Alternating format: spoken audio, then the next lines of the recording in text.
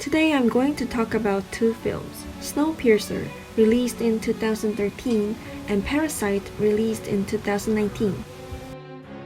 In this video essay, I'm going to compare two films by looking at cinematography and mise-en-scène. The two films have several things in common. Basically, they are all directed by Joonho Bong, the well-known Korean director. But the thing I want to focus on is that both films are implying same topic, hierarchy. I'm going to analyze how the director represents the theme hierarchy in different films. To begin with, I'm going to briefly summarize the story of the two films. 1,000 people in an iron box. 18 years I've hated the train. First, Snowpiercer shows a revolution in a train, which is completely operated by a class system. Here, people in the train is the only left humanity, so the train stands for the entire world. 뭐야, 소독해? 창문 닫아. 나도 봐. 공짜로 집안에 소독도 하고. In contrast, Parasite seems more like daily lives of lower class in Korea. Kiyu's whole family invades into the home of Dae's family in upper class, like a parasite. But the thing is, in both films, the lower class contrasted sharply with the upper class. In both films, the director implies hierarchy with various settings, which is an important theme in the films. For example, he uses unique camera angle to intentionally show the contrast. All his choices to represent the theme can be discovered by the audience. From now on, I'm going to look through two films by 4 sections. The first one is the mise-en-scène, especially the angle used in the films. 전반적으로 말하는 행동이 선을 넘을 듯 말 듯 하면서도 결국엔 절대 선을 안 넘거든. 그건 좋아. 인정. In Parasite, the line is emphasized by the upper class family as a border between the classes. So the director intentionally locates the line or something vertical between each person from different classes when they are together. In Snowpiercer, in contrast, we can see the mise-en-scène in more direct way. As Parasite has shown the line as a border, Snowpiercer uses the door. The door is a line between the lower class and the upper class. In order to describe the story, the director represents the doors opening and closing several times. In other words, closed door means an obstacle, but opening the door is to move forward, which means succeeding in revolution. Second, the director applies different camera movements in these films. Horizontal versus vertical. In Snowpiercer, as it is set in the train, the camera usually moves horizontally.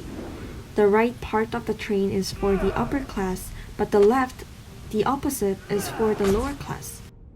As the protagonist Curtis, who belongs to the lower class, proceed to make a revolution, the camera usually moves from left to the right. Furthermore, in order to show the process of revolution, the camera moves either forward or backward too. In Parasite, in contrast, it is vertical. From the opening scene, we can see how low the house is located. Kiyu's family, relatively poor family, lives on lower ground, while Dae's family, the upper class, lives upon the hill. In the film, when Kiyu's family enters the big dream house, the camera is tilted up. Moreover, when they are going back to their own place, we couldn't find any shot going up. There is only going down on the stairs, so the camera is continuously tilted down, so we can directly find out the status gap between two families. Next, I'm going to focus on the lighting. In both films, the lower, poor people, they are usually located in the dark place, where low-key lighting is used.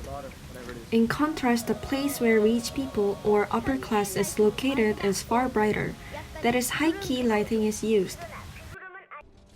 Furthermore, in Snowpiercer, the director uses high contrast of lighting, when the people who were from the dark place confront the light. For them, the light is unusual. The bright places are quite different from where they have lived. So when they face the light, their reaction toward the light, which is natural to upper class, seems strange. 너 왜 밖에 누워서 그러고 있냐? 자식밖에 안 덥나?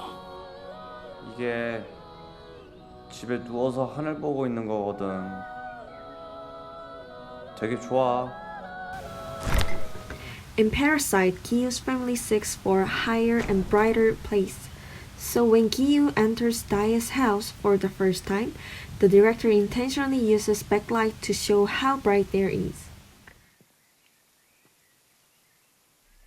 Also, dark house and bright house are crossed alternatively to show the contrast between the classes.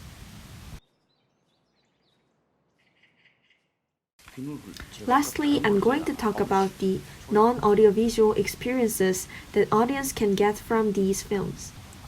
The concept of non-audiovisual experiences is introduced in The Skin of the Film by Laura Marks. According to the book, when we watch a film, we take in many kinds of extradiegetic sensory information, the information from outside the film's world. Thus, it is common for cinema to evoke sense experience through intersensory links. Sounds may evoke textures, sights may evoke smells. These intersensory links are well termed as synesthesia. Snowpiercer, we can feel the temperature and sympathize the pain by experiencing the haptic visuality. For example, the films offer haptic images, so we can feel the pain and cold by just watching the film. The director uses the scene containing people suffering from cold and pains by emphasizing the facial expressions or screaming voices. And as you see, the detailed scenes of fighting against each other using gun or knife show specific pain which the viewers can feel too.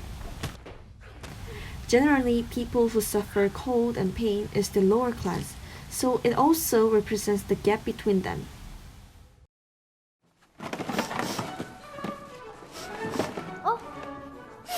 왜 그래?